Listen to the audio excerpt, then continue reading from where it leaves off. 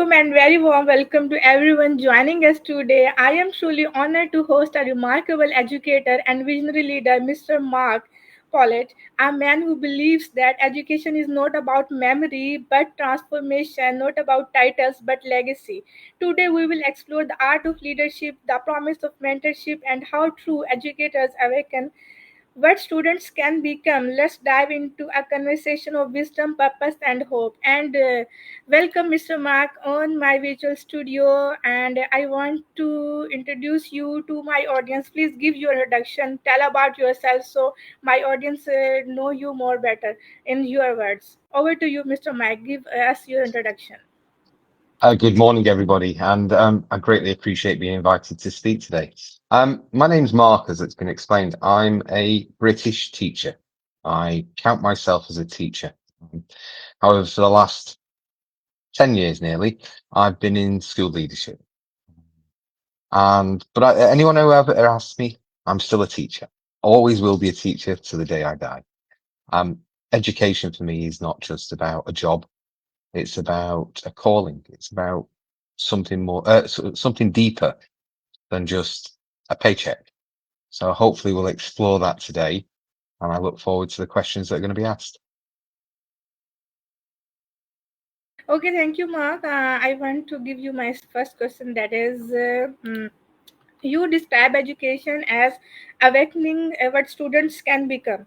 How do you bring this philosophy into daily leadership within a school?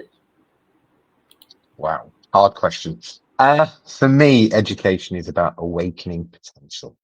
It's not just delivering the content that we have in our books.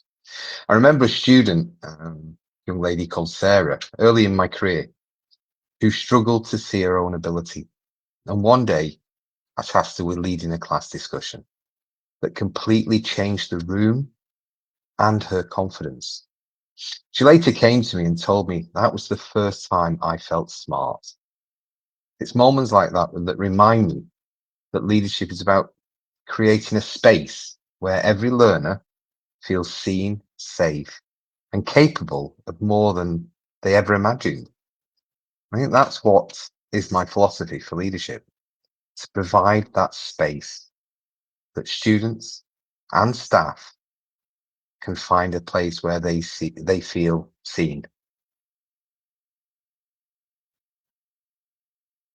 Okay, very good answer, very impressive answer. I am moving toward my next question. That is, very important question, and my favorite question is this. Okay, your journey began in the British Armed Forces. What leadership lessons from military trainings have most influenced your approach to mentorship and education?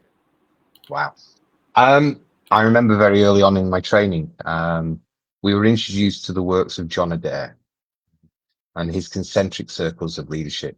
There are three concentric circles. One's task, one's team, and one's the individual. And that actually made me think. It made me think about what leadership was. Um, Later in the military, a very clever gentleman taught me that leadership is service. It's not about status. You know, titles come, titles go. And I remembered a commanding officer who would be the last person to eat. Only after every soldier in his command had been served would he eat. That simple act stayed with me. Real leadership isn't loud. It's that consistent care under pressure. And the same is the case in education. People follow trust, not titles. You know, we have many leaders around the world who've epitomized this, who've shown through example what is effective leadership. Barack Obama, and the viral image of him fist bumping um, the ancillary staff in the White House. That was him recognizing a person, not a position. And I think those are examples that we need to take into our life, but also as a school leader, it's what I take with me every single day and aspire to let people be seen as the person they are, because every single person within every environment, whether it's a school, whether it's a business, brings something to the table. Several years ago, I had the joy of sharing with a school that had really struggled academically and performance wise for many years. And I shared with them the success they'd achieved in their most recent inspection. And my prepared speech was very much about, it started with not the senior leadership team, not the teachers. It actually started with the cleaners and the security guards, because their role in the school was as important, if not more important, than the principal's role. Leadership is about trust. When people feel trusted, when people trust the person they're following, then they'll do anything and everything. Very impressive, Mark. Your vision is inspiring to me, and you speak the truth. Your message or your idea is that which click my heart. Thank So you. very nice. Okay, I'm moving toward my next question. That is, the leadership is from the lower part and then the upper. Very nice here. At my third question is, you often speak about presence in leadership. In a world full of distractions, how can leaders truly listen and lead with presence? Please. When I first started in school leadership, I felt I had to be the light and soul. I had to be the voice. I had to be the person seen and heard. I've learned over the last, I'd possibly say the last 6 months more so, but definitely over the last few years, that presence begins with stillness. It's listening to understand, not just to reply. Very often, we listen, we hear, and we respond. And quite often, as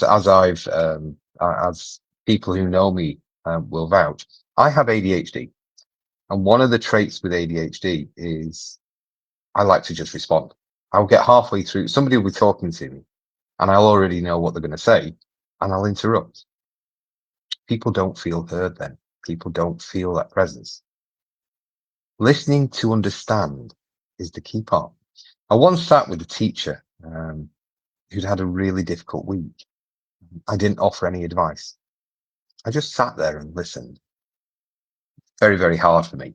A few days later, she came to me and she said, that 5 minutes changed how I felt about staying in the classroom. Up until then, she was ready to quit teaching. She felt that she wasn't suited to the classroom. She wasn't suited to be a teacher. But for 5 minutes, somebody just listened, didn't say anything, didn't give advice, didn't give direction. Sometimes presence isn't about fixing. It's about being fully there. I think that's the key part. And when a leader is present, that's not just in the physical aspect, but when a leader is actually truly present, then their staff, their clients in the case of businesses, but also students in the form of teaching in the classroom will also feel the presence is there. You're right, and your idea very true. And I also observe some great teachers are doing the same technique, and it is very obvious, and it can conquer the heart of the people by this way. Okay, I am moving toward my next question. That is, hmm, mentorship to you is not a program but a promise. What does a true mentoring relationship look like, and how can schools cultivate such environments? Mentorship is something I'm very passionate about. It's something that I'm seeing a lot of on posts on LinkedIn and various other social media at the moment. We hear mentorship and we hear the words coaching, and they're two very, very different approaches. Coaching it's a line management aspect. It's about teaching people how to do something right in the way that it's felt.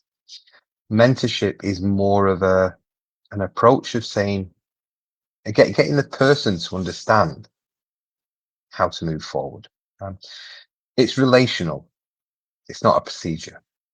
You know, over the years, I've had many amazing mentors and I've had some strong coaches. But one particular gentleman from Australia, he said to me this. He asked me questions that helped me see who I wanted to be. That's the key part. It's not about who he felt I should be. It was who I felt I wanted to be. Now, when I sorry, put my teeth back in. When I mentor others, I try to do the same. It's about walking beside the person, not ahead of them. You know, when mentoring is part of the culture of a school, not just a checkbox, that's when we'll see success in schools. Yeah. Not every single person comes to an environment with the full bag of tricks. They are, they have been trained. They know what it is, what's expected of them. But every single school is a completely different environment. A young lady recently came out from the UK to a school that here in the UAE, and she is an amazing teacher. She was an amazing teacher back in the UK, and she came out here with one goal: to become a better teacher. She came out with the intention of learning how to teach in different cultures, in different environments. And there are times when she's found it struggling, challenging. And she reaches out, and even last night, she reached out to me to talk to me and say, Mark, really, I don't know where I'm going. Please give me some direction. And it wasn't about giving her the direction that she wanted. It was about asking her the questions for her to come up with her own direction. That's what mentoring is. And that's when we have that in a school, then we will see people grow. We have to separate it from a leadership aspect. You know, as soon as we can separate mentoring from leadership, then we will see people grow. Very beautiful answer, Mark, and you beautifully define me what is the mentorship and what is the leadership. Very thank you from my side is for clarification and giving me knowledge and learning on this topic. I am moving toward my next question. That is, you are a good teacher. Okay. Question number 5, that is, technology has been part of your educational journey, not as a trend but as a tool.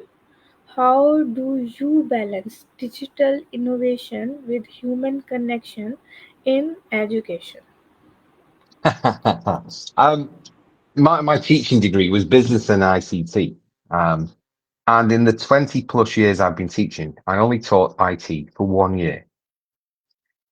And people used to say to me, but why, Mark? IT's the way forward. Everybody's doing, it's growing. Technology is a big part of life. Yeah, they're right. But for me, technology is a tool to make my life easier and better. As soon as we can recognize that technology is not there to replace, then we start to realize, actually, this makes my life easier. Tasks, a prime example, ChatGTP, it's everybody's go-to, everybody talks about it. It was introduced in the early I think it was 2022 it came out. At the time, I was working in an administration role, and I had to send emails on a regular basis. Some of them very formal, some of them very um, directed. And I had a colleague who worked with me who was an exceptionally eloquent gentleman. And for the first 6 months, 12 months, I would turn to him and say, just check this email before I send it. And we'd literally go backwards and forwards, things like. And then ChatGTP came in its very early infancy. And it wasn't about getting it to do the work. I would write the email as I would have sent it through to him. But I'd write it into ChatGTP and ask it to refine it. And gradually, it took a task that would historically have taken maybe 20 minutes of backwards and forwards into my colleague, down to 2 or 3 minutes. My email was right. My email, what I was sending, what I was trying to get across was right, but the formality of it, and that's where the technology came in. Um, you know, has it transformed learning? Yes, technology is there. It's transforming learning. It's scary on a daily basis. Teachers, I've got a very good teacher who sends me videos and AI generated material that she's been working on with her students. And it's amazing. I think back to when I started teaching. Um, I had a computer that had the same computing power as my mobile phone now. Actually, a downside less than my mobile phone now. Technology's come so far. When a student who rarely speaks in a class can create a digital story about her culture, that's extraordinary. Technology can give a person a voice. Um, as I've said, I've got ADHD, but I'm lucky also to have two neurodivergent children. Both of them dyslexic. And actually technology has helped and assisted them. It's in a position that they can type, they can produce their coursework. Both of them are doing exceptionally well at university now. And they can use the technology to address their challenges from dyslexia without it showing that they know their stuff. If they were asked to explain it, they would be able to perform. And now technology has given them an opportunity, a doorway, and it's there for a lot of children. The key thing though, yeah, is how can I put it? It wasn't the device that's made it powerful. It was the connection it created. And that's what it comes back to, connection. Technology should amplify humanity, not replace it. If we are replacing humanity, creativity, thoughts with technology, then we're in a very poor position for the future. If we can adapt our usage for it to support, and going back to um, my responses to ICT and why I never taught it for more than a year, if we can recognize it as a tool to support individuals in their life, full stop. Doesn't matter if it's school, doesn't matter if it's work, doesn't matter if it's in the home. If we can use technology in that way, then we're in a much stronger position moving forward.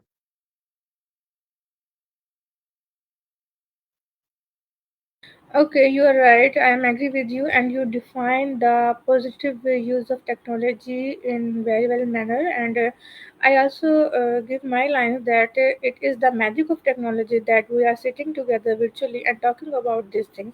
It is the blessing, and due to this technology, we are together, we are connected, and we are talking with each another. And it is all about technology. It is all about AI.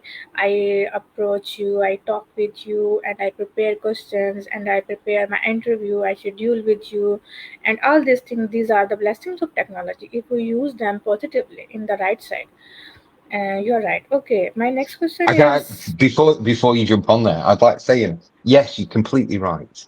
I remember when way before I came out to the overseas, um, to communicate with my brother who was in Qatar at the time, and I was in the UK. It required a fax machine. We could say there was no way of, the Skype conversation. When I first went out to Qatar, my family was in the UK, and I was able via Skype to sit down with them and have what we called movie night every week. I would be watching the same movie. They were 4,000 kilometers apart, but we were able to talk as if we were in the same room. Technology, it's there. It keeps that connection. But again, it's about making life easier. It's about making life better, not replacing life. You're right, my Sorry to interrupt. you are right. You are right. Okay, my next question is. Okay, you have worked across diverse cultures and curricula globally. What universal qualities do all great schools and leaders share? Hmm. I've always believed, and when I've interviewed people, you know, I've looked at people, I've always believed that it's passion is the key factor. Um, you know, I have seen teachers in many different countries and from many different cultures who have shown that passion. You know, nationality doesn't come into it for me. It's passion. I can teach, I can take the worst teacher who's passionate and help them become a good teacher. If I've got a teacher that is maybe outstanding, maybe with a PhD in education, if they've not got a passion for education, for students, then they're in the wrong profession. You know, from the UAE to the UK, one thing is universal: great schools care. That's what the key thing is. They care. I once visited a very rural school in the Himalayas, and they had little in terms of resources, but every morning began with singing and gratitude. It reminded me that the heart of great education isn't funding, it's purpose, it's care, and it's a courage to keep evolving. One of the things I've been very vocal about very recently over the last year or so is the concept of the cardboard box. You know, we give a child of 2, 3 years old a cardboard box and they make it into a spaceship, or it becomes a house, or it becomes a car. You know, they have that creativity, that imagination is there. You give that same box to an 18-year-old who's about to leave high school and they'll put their books in it, put it on the shelf and forget about it. A simple cardboard box. It doesn't cost a fortune. It's not got wires and circuit boards and everything, but it develops the creativity that leads on to a child, an adult in the future, being able to continue to innovate for the future.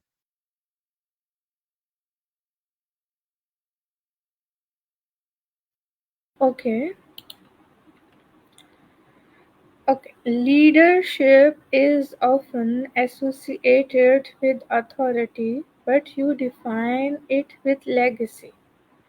What legacy do you hope today's schools leaders leave behind? Ah, why do I say legacy rather than authority?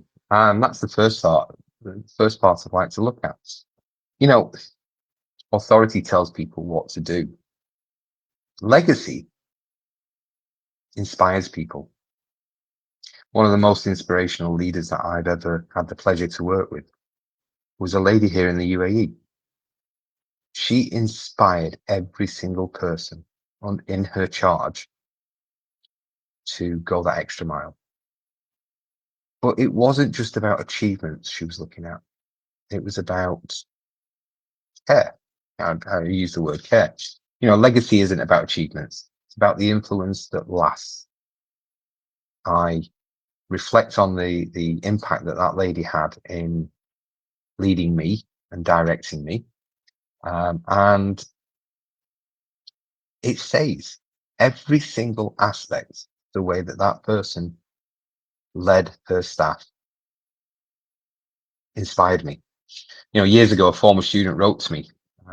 I actually took a break from teaching back in 2010. Um, and it ties into something like what we're going to touch on later. You know, education's tough. Being in the classroom on a daily basis, being the person there for their students on a daily basis is tough. And I took a break from teaching, and it was intended to be a few months. And it ended up, I was 2.5 years in industry. And then I received an email from one of my students, and it said, there was a very short sentence in it that jumped out. He said, you didn't just teach me, you made me believe I had something to say. That's the kind of legacy I hope for. You know, leaders who leave behind confidence and compassion in others are leaving a legacy. A colleague shared with me an image, and it was, you know, the Russian dolls that sit inside each other. It was three of those, and it said, a leader isn't a leader until they've trained another leader who's gone on to train another leader. That's legacy. When somebody 10, 20, 30 years down the track reflects back on somebody that taught them, that's the impact that we're making. Yeah. Yeah. Okay, very inspiring and good answer, and you explain the legacy in a very well manner. And I hope the people who are watching us talking and the topic of legacy can understand more better from your side, from your words, what is the legacy and how we can create it in our own culture, in our own country. We need it very. I can say that we have too much deficiency of legacy in our country, so it is very important thing. Thank you for giving me this information, knowledge, and education. It is impressive. Okay. Yes, you focus on deeper skills, critical thinking, collaboration, creativity, and resilience. How can schools move beyond exam systems to intentionally build these life skills? We've touched upon AI. We've spoke about AI a few minutes ago.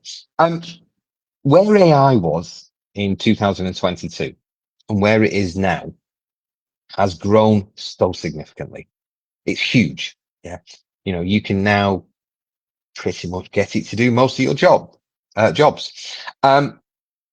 What's going to happen in 14 years time when our KG1 students leave high school? In 15 years, when they finish their bachelor's,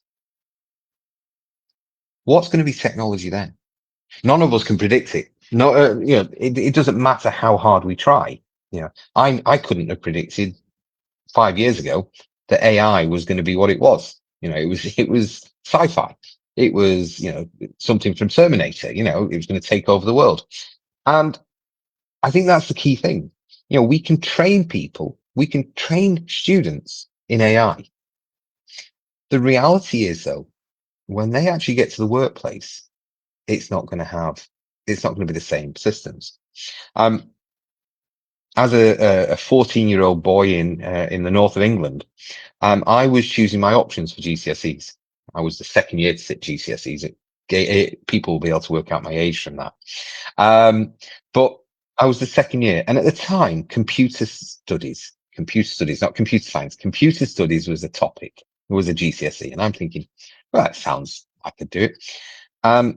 My uncle at the time turned around and gave some advice to my father. So don't let him do computer studies. And when asked why, he said this: whatever he learns in school now will be out of date when he enters the workplace. Whatever systems he learns now in schools, he will be taught different ones when he enters the workplace. Now, to visualize that, the computers that we would have been using in computer studies were BBC micros connected to a TV screen. So it gives you an idea of where we've come from. The dream of a laptop was literally that. So I think if we focus purely on the technology, teaching of technology, then we're failing students without providing them with the skills for the future. And that's where the soft skills come, the life skills, the soft skills are like, critical thinking, creativity, resilience. Life is tough. Life is really, really tough. Some of our students will experience life tougher than we do. I've sat with young children who've lost a parent. I've sat with young children whose family have been, have faced challenges around the world in one form or another, and, if we don't teach resilience, it doesn't matter how clever they are, how intelligent, how many qualifications they have, they will struggle. Um, when we teach the learning skills, the life skills, the soft skills, we are preparing students for whatever comes in the future. Many years ago, I did an activity with a group of students, and I asked them to redesign the school's outdoor space. It's amazing when you give kids of the age of what, I think they're 11 years old, complete autonomy about how the environment of their school will look. They ask questions. They come up with things that, we, as adults, we couldn't come up with. Sometimes we have to work with them to look at how we change them and make them safe. But it's when learning feels real, skills become natural. Exam measure, we're all tied to it. Every school in the world, students have to leave school with some form of accreditation to allow them to progress on to further education, higher education, or into the workplace. People need to know, yes, this person can do something. So, examinations are always going to be there, but it's how we use those examinations. I spoke at a conference a few months back now, actually, on AI. And there was a university lecturer there who said she recognized, she was the head of a course, and she recognized that her students could use AI to write their assignments. And she announced when she set the assignments, she said, you can use AI completely. If you want to write your assignment purely with AI, that's fine. But you're going to present afterwards your findings, and you're going to be questioned on your findings. What has AI done there is it's took part of the research out for a person. That's the region, that's the research, the theory side. The fact that those students have to explain and defend what they've written shows understanding. Exams measure knowledge, but life rewards adaptability. We need to teach students to be able to adapt to any situation that comes.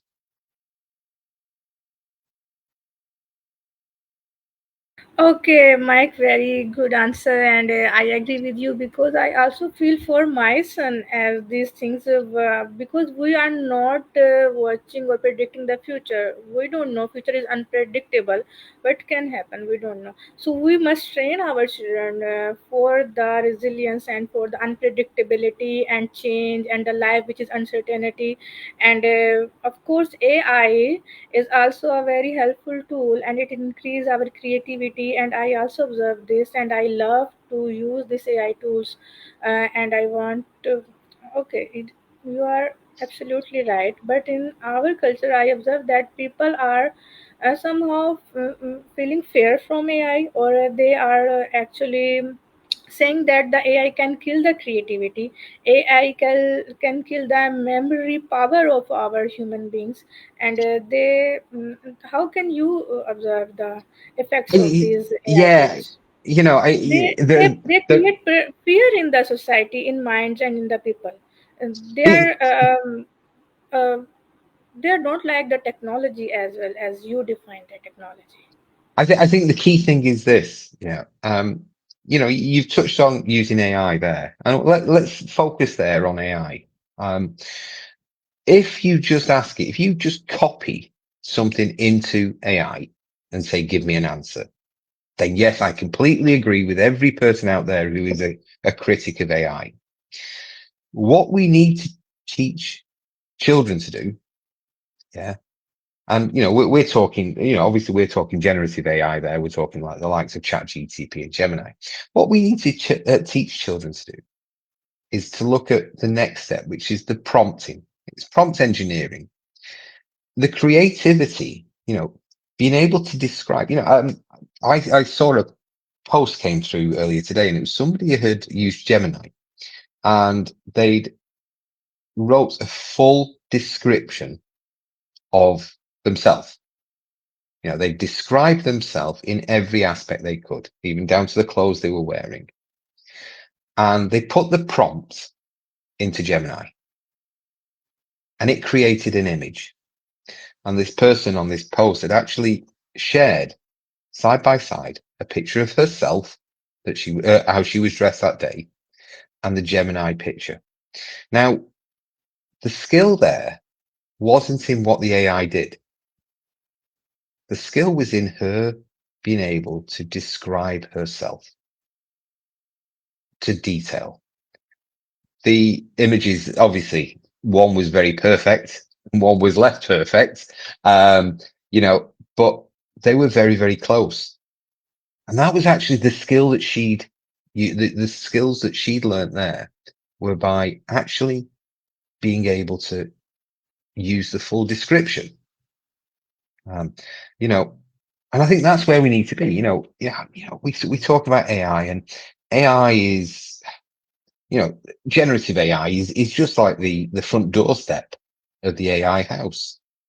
I'm 52 years old, and I don't ever envisage that I will ever be at a position where I'm going to be embedded in AI to the fullest degree. I love playing with it. It's to me to certain. I quite often at a weekend will type in a question based upon what you know of me. That's the start of a question. And it's a really good one. Type into whichever generative AI you use, based upon what you know of me, name a movie character that I could be. And it comes up with some amazing answers, but it's for a smile. It's not about this is who I am. Yeah. It's that, but it comes down to the creativity. Yeah. A person's creativity, and it goes back to our last question. Creativity is the key part. If individuals lose the creativity, the radio this morning, the DJ turned around and said, I hear all this about how AI can make my life easier. I wish it could do the dishes and the shopping and the cooking for me, because then I could do the painting and the writing of poetry. And he's completely right. Yeah. What it does do though, is it reduces the time on the more mundane tasks, which therefore allows us to have the time for the creativity, for the things that keep us human. I also agree with you, and I personally very enjoy the work I do with Nano Banana. And the background you saw behind my show, the Inside Sphere, is created by Nano Banana. I tell him about my vision, my mission, and my work, and I work with AI, artificial intelligence, like she is my sibling. They are. We have. I run on my finger these things very beautifully, and I enjoy these things. They increase my creativity, my knowledge, and availability. They save my time, my energy. You are right. Okay, Ayat Khan is watching us live, and she said that 100% agree. We have to teach soft skills in education system. Okay, Mark, I am okay, sorry, okay, I am moving toward my next question, that is, okay, many educators struggle with burnout and pressure. What role does inner growth and self awareness play in sustaining a leader over decades? I spoke about a few minutes ago that I took a break from teaching. I was working in a residential school in the north of England, out in the middle of the countryside. Beautiful environment, beautiful location. The boys in the school had all got into significant trouble within schools, and their next step, if they'd have failed in this environment, would have been a secure establishment. Um, it really was tough. It was a tough environment. Um, I would drive up there at 5 o'clock on a Monday morning. I would stay at the school till the Friday afternoon at 3 o'clock when I left, because the school was residential. Staff were in there as well at night. And I was burnt out. I was literally at the point where I didn't know which way to go. An opportunity came up and I took it, which is what happens in a lot of education. We see teachers leaving the profession because they're finding it tough. It's not that they can't do it. It's not that they don't want to do it, but they're struggling to juggle everything. Um, I had a reach out from a young student, a young teacher very recently, who has started a new job in September, and he is ready to quit. Um, he can't find his mojo in the classroom. He's been teaching for several years, but he can't find it. You know, it's happening more and more. Whether it's the structure or whether it's a lack of structure. Some schools are less structured than other schools. Um, Regarding leadership and regarding education, full stop. If we lose people, we're never going to have the build-ons. I remember back to when I started teaching. There was 4 other teachers in the department plus the head of department, and all 3 of the teachers, including the head of department, had been teaching for 10, 12 years. They learned so much, and they were there to teach me as a new teacher. If teachers are quitting, if leaders are leaving education to go into other walks of life, what happens in the future? We're going to have people coming in who've got zero experience, and and there's nobody there to mentor them, to guide them, to take them forward. Leadership longevity depends on alignment between what we do and who we are. I learned the lesson the hard way early on. When I tried to do everything for everyone, that's it. You think you're the leader. You've got to be the person who does everything. When do you find time for yourself? And a mentor reminded me, you're not leading if you're losing yourself.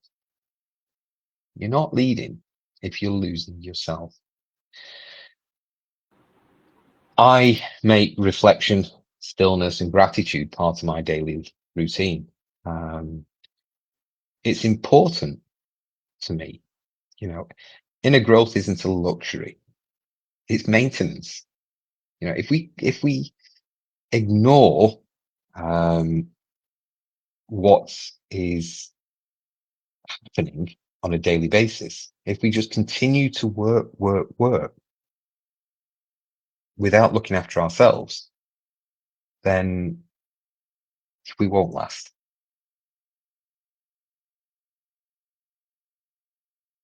Okay, your sentence that if you are not leading, if you are a leadership but you are not presence, it is very nice, very good. Okay, so my last question toward you is, okay, if you could give one message to future leaders and educators around the world, what would you want them to remember about learning, leadership, and impact? One thing, one thing. I think the key thing would be for me is every learner is a story still being written. You know, and as an educator, you may be the sentence that changes the chapter. Going back to those students from early on. A student who says, "You're the first person who believed I could." Yeah. And that was a statement that was made to me by a young lady in my very first year of teaching as an NQT back in the north of England. And many years later, she reached out to me on LinkedIn. She'd become a teacher herself. The ripple effect of belief, it multiplies. So my message is simple. Lead with empathy, teach with conviction, and never underestimate the quiet power that your presence makes on a person's life.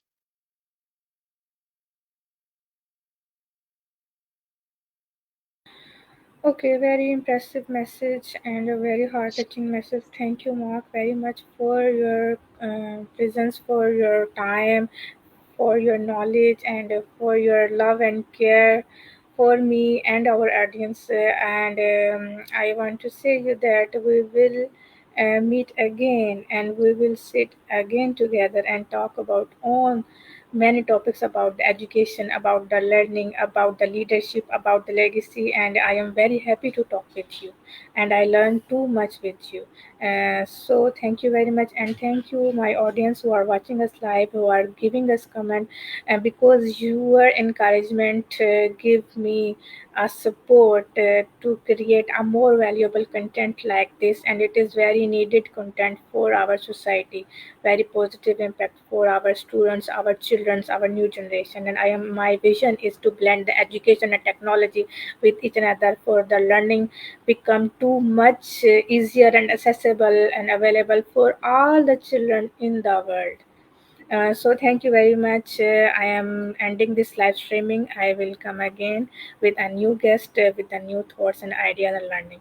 Till then, take care yourself. Allah Hafiz. Bye bye.